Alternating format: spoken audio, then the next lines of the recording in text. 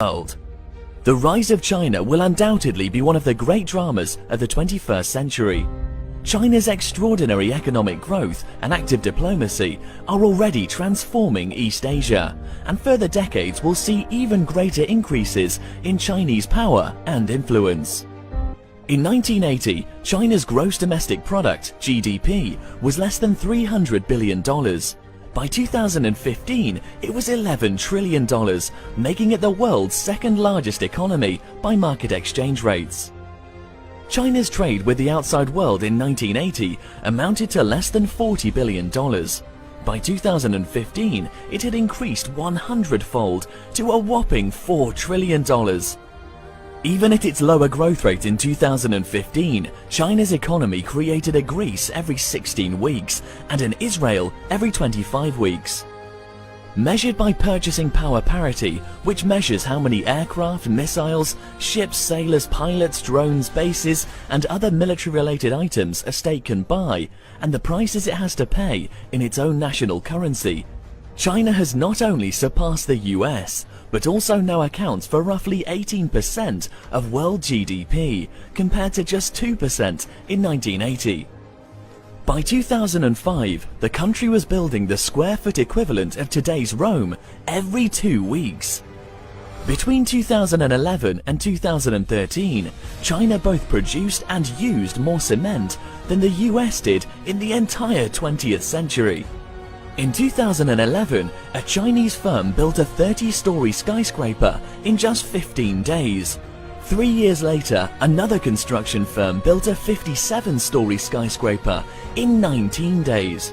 China so far has built the equivalent of Europe's entire housing stock in just 15 years. In November 2015, Beijing replaced the substantially larger 1,300-ton Sanhuan Bridge in just 43 hours. Over the past decade, China has constructed the world's longest high-speed rail network, 12,000 miles of rail lines that carry passengers between cities at speeds of up to 180 miles per hour. China now has more high-speed rail tracks than the rest of the world combined. In stark contrast, during this same decade, California has been struggling mightily to build a single 520-mile high-speed connection between Los Angeles and San Francisco. Voters approved the project in 2008, but the state recently admitted it will not be finished until 2029 at a cost of $68 billion.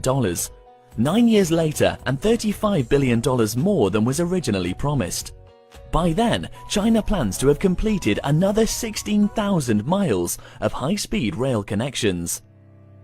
China's education, healthcare, and related indicators reflect similar improvements in its people's well-being. In 1949, Chinese citizens could expect to die at the age of 36, and 8 in 10 could not read or write. By 2014, life expectancy had more than doubled to 76, and 95% are literate.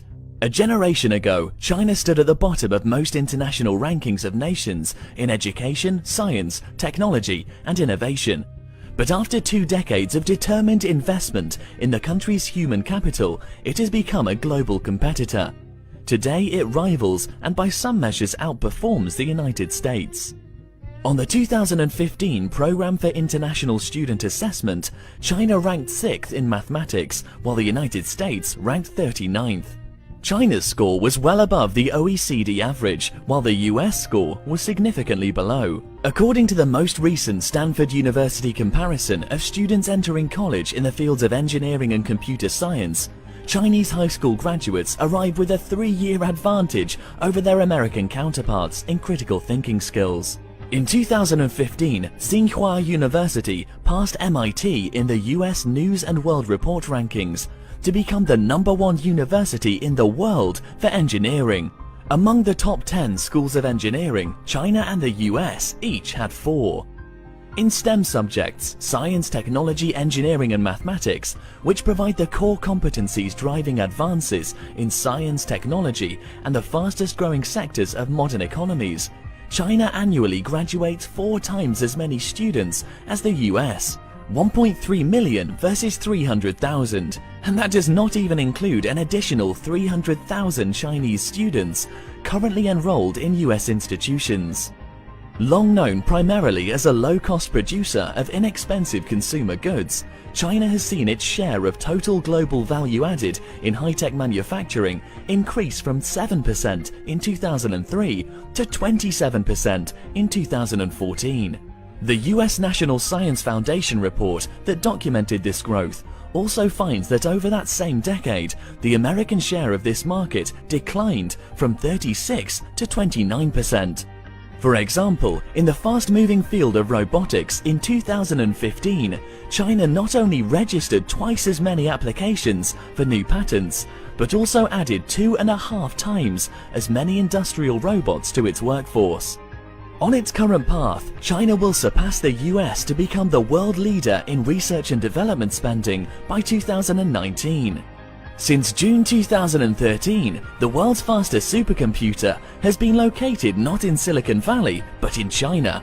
Indeed, in the rankings of the world's 500 fastest supercomputers, a list from which China was absent in 2001, today it has 167, 2 more than the United States.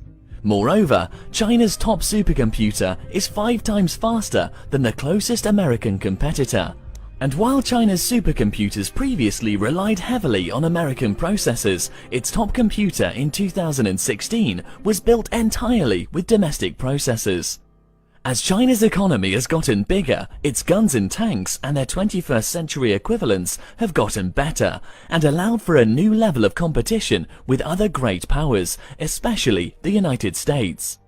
Just as technology startups like Facebook and Uber have used the concept of disruptive innovation to upend previously dominant firms, the Chinese military is developing new technologies that can counter ships, planes and satellites that the US has developed over decades and for a fraction of the cost.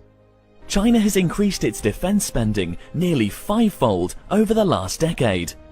China currently spends more on defense than Japan, South Korea, the Philippines and Vietnam combined, and China's military spending is second only to the United States.